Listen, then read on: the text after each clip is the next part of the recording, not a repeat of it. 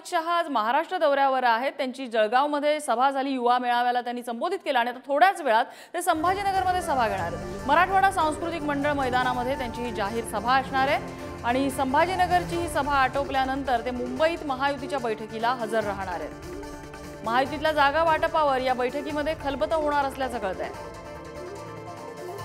सचिन जिरे आपल्याला अपडेट देत आहेत। सचिन, जळगावमधला कार्यक्रम झालाय, साधारण किती वेळात अमित शहा इथे पोहोचतील?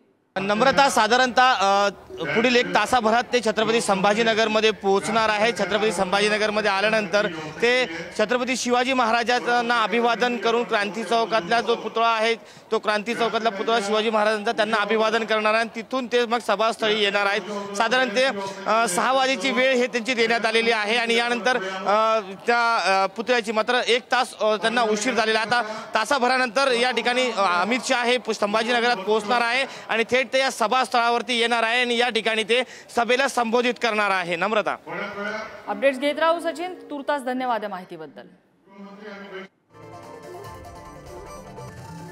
तर थोड्याच वेळात अमित शहा हे छत्रपती संभाजीनगरमध्ये पोहोचतील आणि या ठिकाणी ते जाहीर सभेला संबोधित करणार आहेत।